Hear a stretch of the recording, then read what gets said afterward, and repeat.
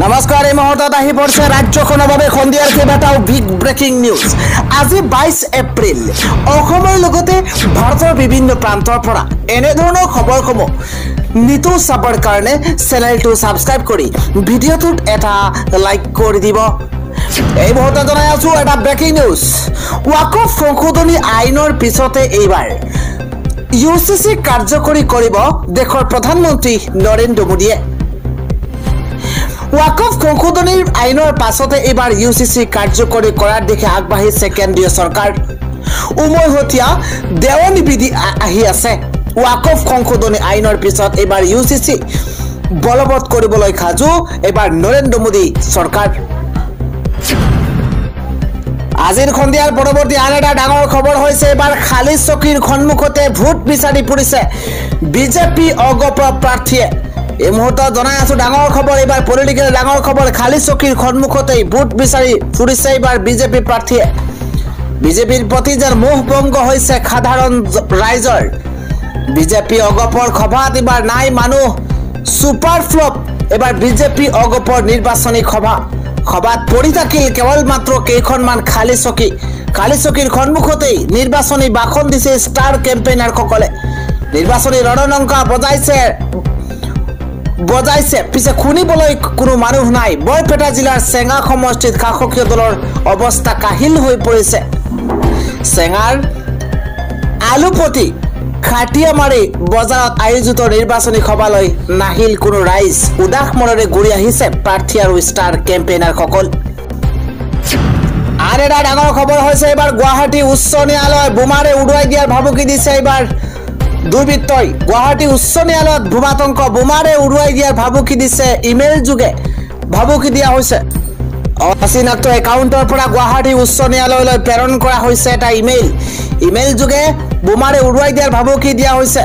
এটা আগশাৰীৰ ইলেক্ট্ৰনিক সংবাদ মাধ্যমে প্ৰকাশ কৰা মতে এই ঘটনাক লৈ মহানগৰীত এতিয়া আতংকৰ সৃষ্টি হোৱাৰ পিছতে নিৰাপত্তাক লৈ তৎপৰ হৈ পৰিছে মহানগৰ আৰক্ষী। ভাবুকি লাভ কৰাৰ পাছতে তৎপৰ হৈ পৰিছে গুৱাহাটী মহানগৰ আৰক্ষী। উপস্থিত হৈছে কেইবাগৰাকী শীৰ্ষ বিষয়া। আন এটা ডাঙৰ খবৰ হৈছে ৰাজ্যত পুনৰ এক ভয়ংকৰ পথ দুৰ্ঘটনাত থিতাতে 2গৰাকী মহিলা নিহত হৈছে। নৱকাৰ ৰাজপথত মৃত্যুৰ কিৰিলি এইবাৰ ভয়ংকৰ দুৰ্ঘটনাত থিতাতে নিহত হৈছে 2গৰাকীকৈ মহিলা।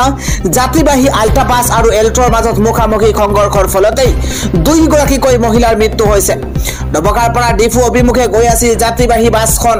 বিপৰীত দিশৰ পৰা অহা এল্ট্ৰৰ লগত মুখামুখি সংঘৰ্ষ হৈছে। দুৰ্ঘটনাত সংঘটিত হোৱাৰ পিছতে 2গৰাকীকৈ মহিলা থিতাতে নিহত হৈছে বুলি জানিব পৰা গৈছে। আন এটা খবৰ হৈছে এইবাৰ লুঙি পিন্ধি ৰাজপথলৈ ওলাই আহিব 1 কোটি মুছলমান। ৰাজ্য অচল কৰি দিয়াৰ হুংকাৰ প্ৰদান কৰিছে এইবাৰ মুছলমানসকলে। মুখ্যমন্ত্ৰীৰ বক্তব্যৰ পাছতে লুঙি পিন্ধি ৰাজপথলৈ ওলাই আহিছে সংখ্যালঘু। মুখ্যমন্ত্ৰী ডক্টৰ হিমন্ত বিশ্ব শৰ্মাৰ বিৰুদ্ধে প্ৰতিবাদ সাব্যস্ত কৰিব লুঙি পিন্ধি ৰাজপথলৈ ওলাই আহিছে 1 কোটি মুছলমান। এই মুহূৰ্তত বিগ নিউজ জনোৱাৰ চেষ্টা কৰিছো। লুঙি মুছলমানৰ সংস্কৃতি, লুঙি মুছলমানৰ সম্পদ। লুঙি পৰিধান কৰি ৰাজপথ কপোৱাৰ হুংকাৰ এইবাৰ মুছলমানৰ। মিয়াই কেৱল সভা সমিতিত গামোচা নিপিন্ধে। মিয়াই 24 ঘণ্টাই অসমীয়াৰ গামোচা মূৰত লৈ ঘূৰি ফুৰে। মিয়াই 24 ঘণ্টাই অসমীয়া গামোচা মূৰত লৈ ঘূৰি ফুৰে। অসমৰ গাঁৱে ভূঞে লুঙি উৎপাদন কৰিব মিয়াই। মুখ্যমন্ত্ৰীৰ বক্তব্যৰ পাছতে লুঙি পিন্ধি ৰাজপথলৈ ওলাই আহিছে সংখ্যালঘু। মুখ্যমন্ত্ৰী ডক্টৰ হিমন্ত বিশ্ব শৰ্মাৰ বিৰুদ্ধে তীব্ৰ প্ৰতিবাদ সাব্যস্ত কৰা হৈছে। সন্ধিয়াৰ আন এটা ডাঙৰ খবৰ হৈছে এইবাৰ নামনিত আছু নচলিব। আছু নেতাক এইবাৰ প্ৰহাৰ কৰি ভাবুকি দিয়া হৈছে। এই মুহূৰ্তত এটা বিগ নিউজ। ৰাজ্যত আছু কৰ্মীৰ সৈতে ভয়ংকৰ ঘটনা সংঘটিত হৈছে। আছু কৰ্মীক প্ৰহাৰ কৰি নামনিত আছু বন্ধ কৰাৰ হুংকাৰ প্ৰদান কৰা হৈছে। সত্যজিৎ ৰায়, জলেশ্বৰ ৰায়ে আছু কৰ্মীক আক্ৰমণৰ অভিযোগ উত্থাপন হৈছে। নিশা তামাৰহাটৰ হাতীধুৰাত উত্তপ্ত পৰিস্থিতিৰ সূচনা হৈছে। ৰাষ্ট্ৰীয় ঘাইপথত দাদাগিৰি কৰ সংগ্ৰহ কৰাত বাধা দিওঁতে আছু কৰ্মীৰ আক্ৰমণ। আক্ৰমণত আহত হৈছে আছু কৰ্মী হৃদয় ৰায় আৰু ৰাজীৱ ৰায় এই দুইগৰাকী পৰিস্থিতি নিয়ন্ত্ৰণ কৰাৰ চেষ্টা আক্ৰাসুৰ নেতাকো আক্ৰমণ পৰিস্থিতি নিয়ন্ত্ৰণ কৰাৰ চেষ্টা কৰা আক্ৰাসুৰ নেতাকো আক্ৰমণ কৰা হৈছে পৰিস্থিতি উত্তপ্ত দেখি ঘটনাস্থলীত উপস্থিত হৈছিল তামাৰহাট আক্ৰাসুৰ সাধাৰণ সম্পাদক অলকেশ ৰায়ক আক্ৰমণ সত্যজিৎ আৰু জলেশ্বৰৰ ঘটনা সংঘটিত কৰি ঘটনাস্থলীৰ পৰা পলায়ন কৰিছে সত্যজিৎ আৰু জলেশ্বৰ পৰৱৰ্তী খবৰটো হৈছে নিৰ্বাচনৰ আইন বিধি উলংঘা কৰিছে বিজেপিয়ে প্ৰলোভন ভয় ভাবুকিৰে বেছি দিন চৰকাৰ চলাব নোৱাৰে বিজেপিয়ে খোৱাং সমষ্টিত নিৰ্বাচনী প্ৰচাৰ চলাই বিজেপিৰ বিৰুদ্ধে এইদৰে ক্ষোভ উজাৰিছে এবাৰ লুৰিণজ্যোতি গগৈয়ে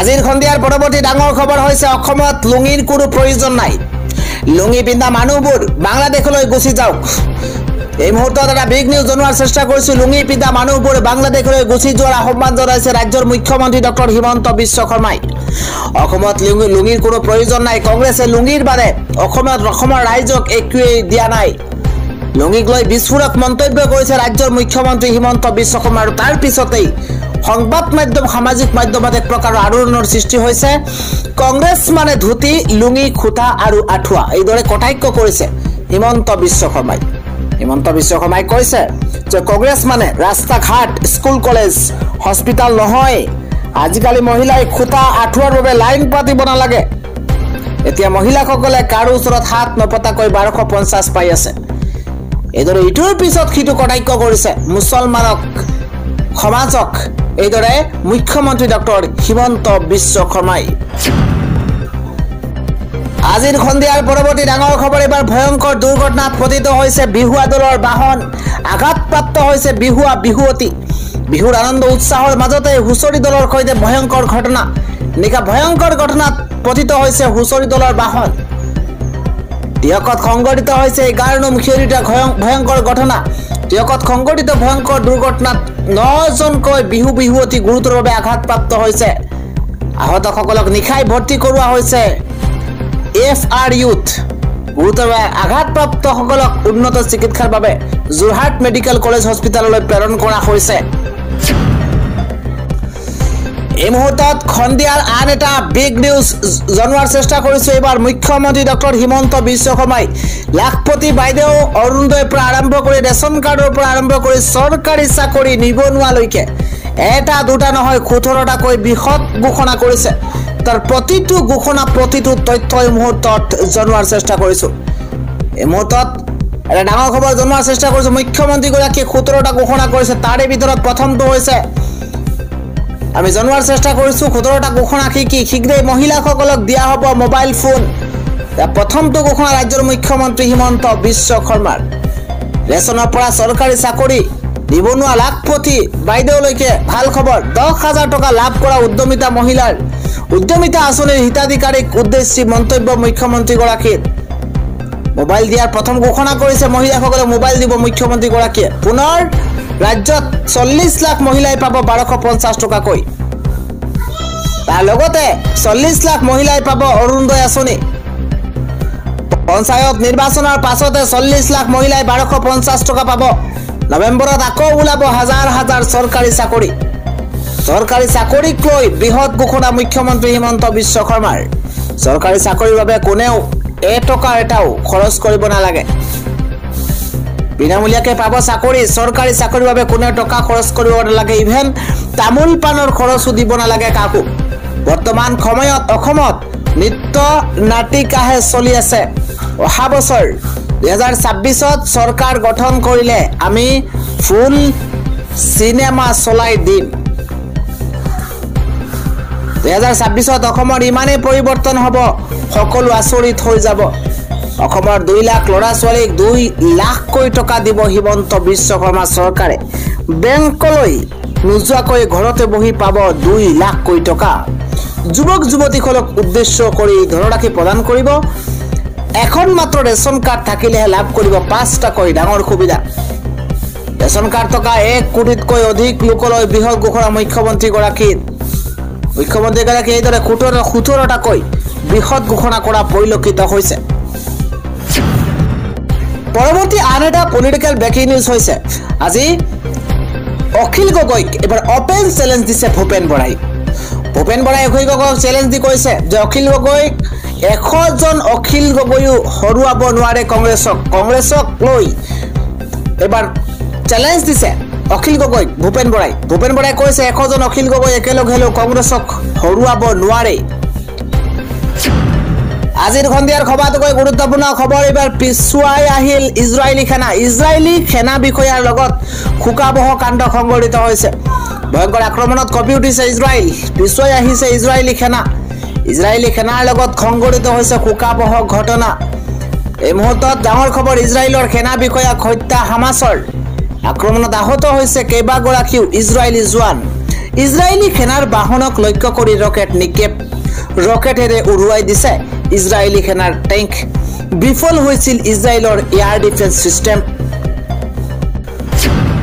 সন্ধিয়াৰ আন এটা ডাঙৰ খবৰ হৈছে এবাৰ কোভিড-19 ভেকচিনৰ পাৰ্শ্ব প্ৰতিক্ৰিয়াৰ অভিযোগ গোচৰ ৰুজু কৰাৰ পৰামৰ্শ উচ্চতম ন্যায়ালয়ৰ। সোমবাৰে উচ্চতম ন্যায়ালয়ে কোভিড-19 ভেকচিনৰ প্ৰথম ড'জৰ পাৰ্শ্ব প্ৰতিক্ৰিয়াৰ বাবে ঐক্যমতত ভুগি থকা এজন আবেদনকাৰীক ৰিট আবেদনৰ পিছত লাগি থকাতকৈ ক্ষতিপূৰণৰ বাবে গোচৰ দাখিল কৰিবলৈ পৰামৰ্শ দিয়ে। ন্যায়াধীশ বি.আৰ. ঘাবাই আৰু অগাষ্টন জৰ্জ মাছিহৰ বিচাৰপীঠে কোভিড-19 টিকাকৰণৰ পিছত হোৱা পাৰ্শ্ব প্ৰতিক্ৰিয়াৰ সমাধানৰ বাবেই উপযুক্ত নিৰ্দেশনা প্ৰণয়নৰ দাবীত দাখিল কৰা এখন আবেদনৰ শুনানি গ্ৰহণ কৰি এই মন্তব্য কৰিছে। বিচাৰপীঠখনে কয় যে আপুনি যদি ইয়াত আপোনাৰ আবেদনখন ওলমাই ৰাখে তেন্তে 10 বছৰৰ পাছতো একো নহ'ব। অন্তত আপুনি যদি গোচৰ এটা তৰে তেন্তে সোনকালে কিছু সকাহ পাব পাৰে। উল্লেখযোগ্য যে কোভিড-19 ভেকচিনৰ প্ৰথম ড'জ গ্ৰহণ কৰাৰ পিছতে তীব্ৰ পাৰ্শ্ব প্ৰতিক্ৰিয়াৰ ভুগি অক্ষম হোৱা এগৰাকী আবেদনকাৰীয়ে উচ্চতম ন্যায়ালয়ত ৰিট আবেদন দাখিল কৰিছে।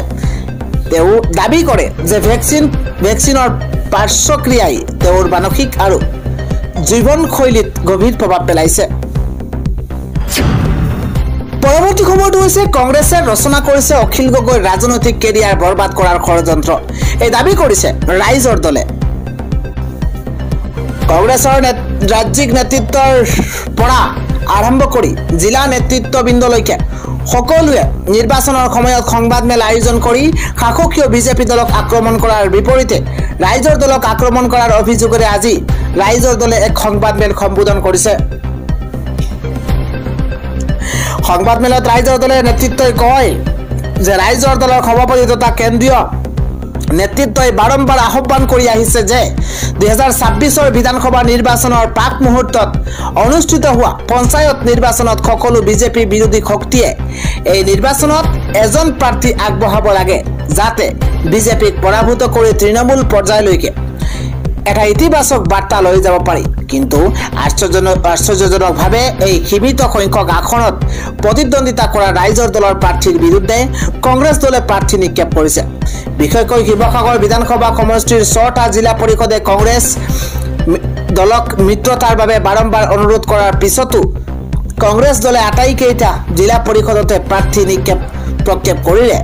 এনে এক পৰিপ্ৰেক্ষিতত ৰাইজৰ দলে কংগ্ৰেছ দলে বিৰোধীৰ ভোট বিভাজন কৰি বিগত সময়ছোৱাত বিধানসভাৰ বাহিৰে ভিতৰে খৰব ভূমিকা পালন কৰা অখিল গগৈ ডাঙৰীয়াক ৰাজনৈতিকভাৱে দুৰ্বল কৰিবলৈ বিচাৰিছে।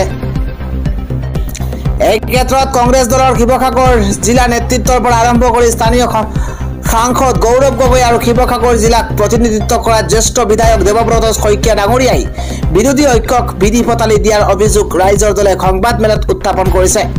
লগতে ৰাইজৰ দলৰ নেতৃত্বই কয় যে তাৎপৰ্যপূৰ্ণ বিষয়টো হ'ল কংগ্ৰেছ দলৰ ৰাজ্যিক সভাপতিয়ে ৰাজহুৱাকৈ দলটোৰ জিলা আৰু মণ্ডল কংগ্ৰেছক পঞ্চায়ত নিৰ্বাচনত জোটবন্ধনৰ বাবে নিৰ্দেশনা জাৰি কৰাৰ পিছতে কি অজ্ঞাত কাৰণত শিৱসাগৰ বিধানসভা সমষ্টিত 6খন জিলা পৰিষদৰ এখনতো জোটবন্ধন নকৰিলে। কেৱল শিৱসাগৰতে নহয় কোনো এখন কংগ্ৰেছ দলৰ জিলা নেতৃত্বই এনেধৰণৰ কোনো নিৰ্দেশনা পোৱা নাই বুলি কৈ জোটবন্ধনৰ প্ৰস্তাৱ দিয়াৰ পাছতো কোনো ধৰণৰ মিত্ৰতা নকৰিলে। 2024 লোকসভা নিৰ্বাচনত স্থানীয় সাংসদ গৌৰৱ গগৈ ডাঙৰীয়াৰ হৈ শিৱসাগৰ বিধানসভা সমষ্টিৰ ৰাইজৰ দলৰ যিসকল তৃণমূল কৰ্মীয়ে কংগ্ৰেছৰ প্ৰাৰ্থীগৰাকীক জিকাই আনিবলৈ দিনে নিশাই প্ৰচাৰ চলাইছিল। তেওঁলোকৰ মাজৰে কেইবাগৰাকী ৰাইজৰ দলৰ স্থানীয় নেতা এইবাৰ পঞ্চায়ত নিৰ্বাচনত প্ৰাৰ্থিত্ব আগবঢ়াইছে, কিন্তু সম্পূৰ্ণ অজ্ঞাতৰ পৰিচয় দি ৰাইজৰ দলৰ সকলো প্ৰাৰ্থীৰ বিৰুদ্ধে কংগ্ৰেছ দলে প্ৰাৰ্থী প্ৰক্ষেপ কৰি বিজেপিৰ জয় প্ৰশস্ত কৰিব বিচাৰিছে।